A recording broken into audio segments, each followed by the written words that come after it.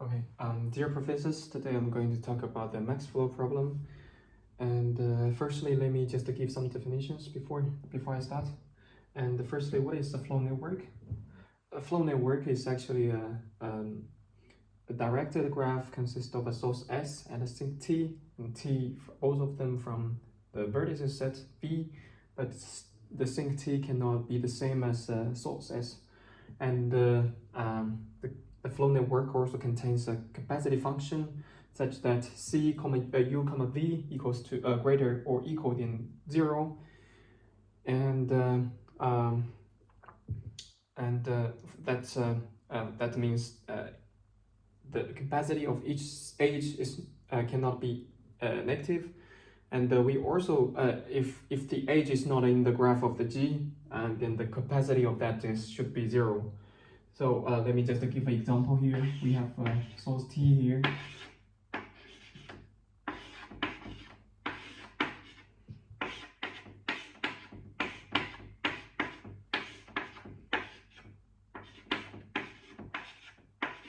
Yeah, so this is a kind of the flow network. And we also need to make attention that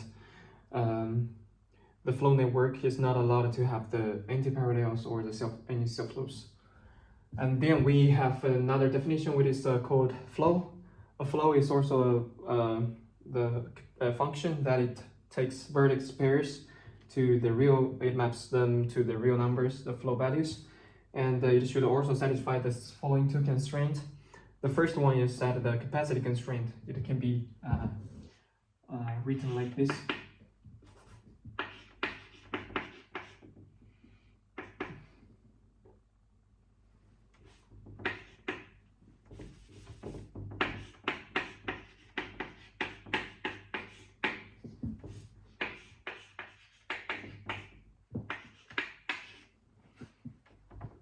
Yeah.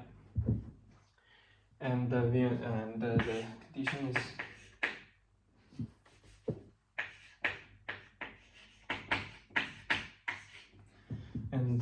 we also have the second constraint, that means the flow conservation. That means it has been defined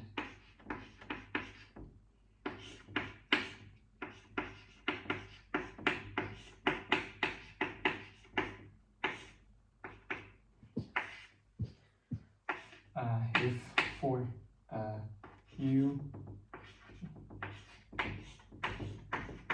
the flow conservation is only suitable for the it cannot be applied to the source and sink. And let's just give an example based on our previous example. The flow can be like 2, 2, and 2. Yes, so this is kind of one of the flow. And then we have a definition of the flow value. And actually, when we talk about the max flow problem, we care more about the quality of the flow. So we define the flow value like this. It can be expressed like the flow leaving S. So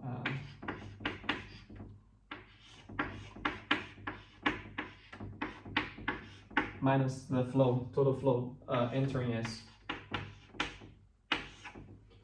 Yeah. This, and what about the max flow? Max flow is actually we wanna maximize this value here. And how do we find the max flow? How do we find the max flow in our graph? We have a method which is called forward focusing. It's a method, instead of algorithm, is that we don't specify which kind of the method we select the augmenting path in our residual graph. And I will just give a brief introduction here.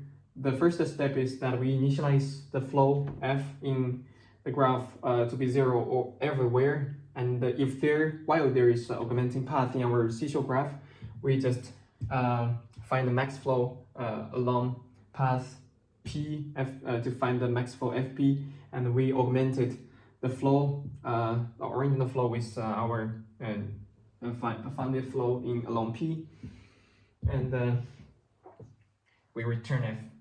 Yeah. So we already mentioned that there are several different definitions in our Ford-Fulkerson method, and the first one is the residual capacity.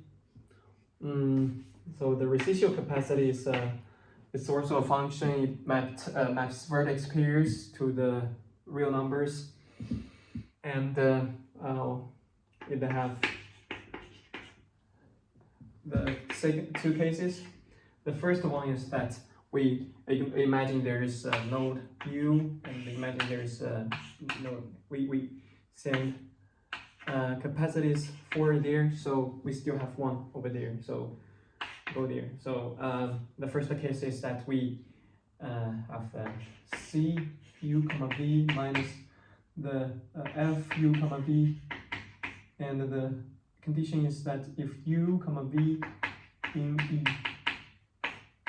And the second case is that we can send back on flow. We can send back, so it's kind of a cancellation. So we have the F V comma U if V comma U in E, and otherwise it would be 0. This is a flow residual capacity, and the residual network is actually a flow network with capacity, residual capacity, and the different thing related with flow network is that it can allow to have the anti-parallels. And the residual graph is expressed like this. So we also have mentioned one thing that is augmented mark. This is actually what we have mentioned in our Ford-Fulkerson method. So how do we calculate it? The augmented flow is actually have 2 cases. The first one is that F U comma V plus F prime V comma U minus U comma V minus F prime V comma U. Yeah, and otherwise it will be 0. So we have the lemma 1 here. The lemma 1 is actually means the augmented flow. The value of the augmented flow should be the original value of the flow plus the augmented flow. This is the lemma 1, and I will not. If I still have some time, I will do the proof later. And the basic idea is that we need to prove it is the flow, and to prove it is the flow, we need to prove it is its capacity constraint, and also the it satisfy the flow conservation, and then we also need to prove this one. Yeah, and then we have definition of the cut. Oh yeah, and because we have already mentioned the capacity, residual capacity, and the residual graph, so let me just give some examples based on our previous example. So this is a kind of flow and the flow network and the flow, and we can know draw the corresponding residual graph. The associated capacity graph is that we send 2 flow over there to from S to A, so 2 back, and here we didn't do anything, and here we have 2, but it still have 1 go upstairs, go downstairs, and because here we have 2 back, it's a cancellation, and also we have 4 here because we didn't use it anymore, and we have 2 sent to T, so we just send it back. So this is the corresponding residual graph, and it is allowed to have the anti-parallels. And then we have the definition of the cut. A cut is actually means it's a partition of vertices into S set and the T set, and such that the source S in S set and the sink is sink T in T. And we also have the flow, net flow. That means that means the total value, the total flow minus the from S to T minus the total flow from T to S. So it can be defined like F S comma T equals to the total flow going from S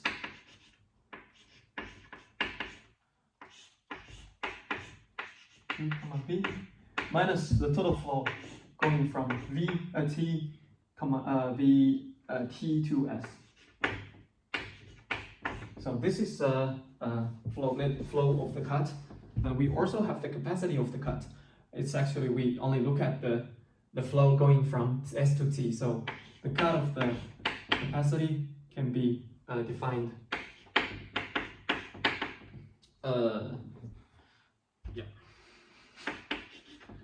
U in S, V in T, and the capacity of the U comma V. Yes, and here we got our second lemma, lemma 2. Lemma 2 is actually means states that F equals to the FST. That means the value of the flow equals to the net flow going from S to T. How do we prove that? Yeah, we can. Let me think about it. Yes. Yeah. We already know that FST is actually can be defined like this. No, like this. So we just reuse it here, and we plus one thing more. We consider this case. We have flow. Both endpoints are in the S set, so we sum up this kind of the edges. It should be 0, and we just expressed in the math way, so it can be written like this.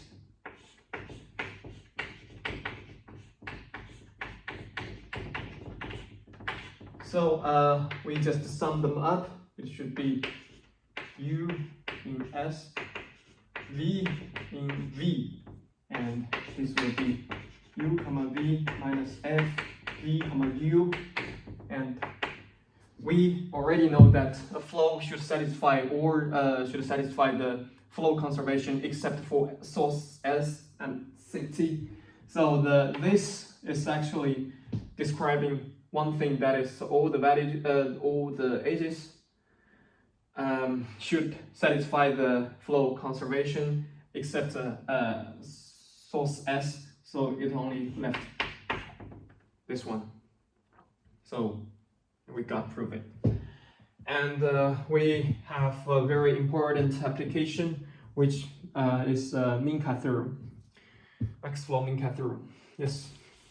About mean-cut theorem, a mean-cut theorem is actually saying one thing, that is we have the x here is actually the possible flow values, and this is capacity of the cut, and we have a point here that said it actually said two things. The first thing is that the flow value should grade smaller, always to the left of the capacity of the constraints, capacity of the cut. And here we have one point that F equals to this capacity of the cut. So the max flow mean-cut theorem is actually saying one thing, that if we have one of the following three conditions, then we can index the rest too. How do we prove that? The first statement is that F is a max flow, and the second one is that there is no augmenting path,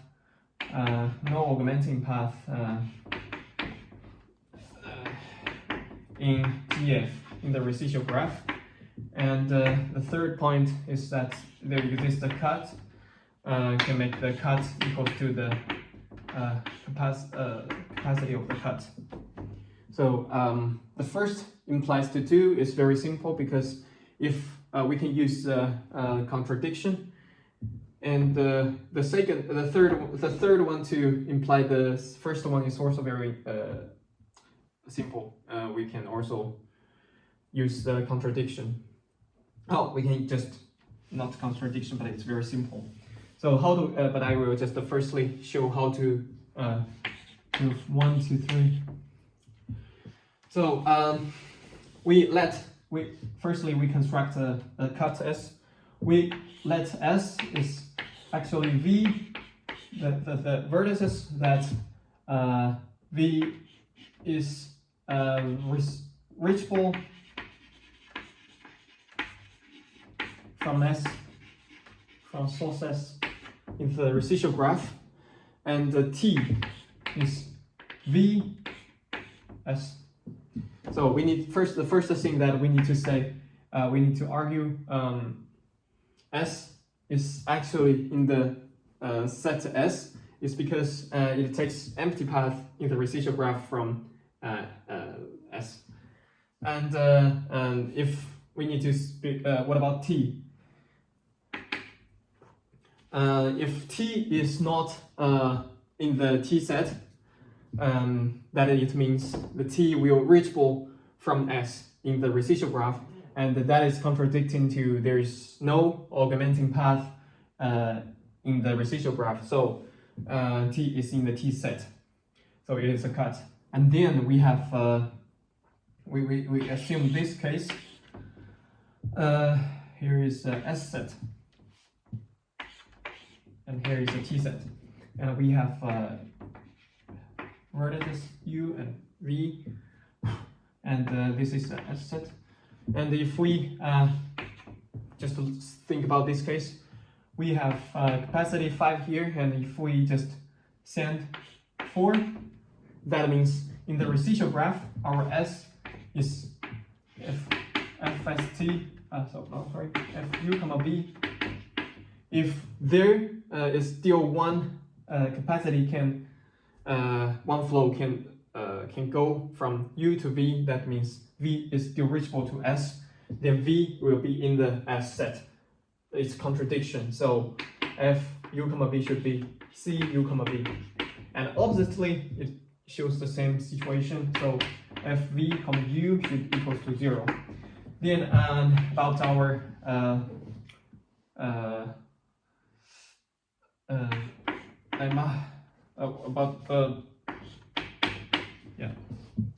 we would like to know whether there is the value of this one. So we can prove that our F by the definition is we can by lemma 2, it is actually to this one, and it's actually the U in S, V in T, and by using this, it should be C U V minus 0. Then we got C S T. Yeah, here we got it.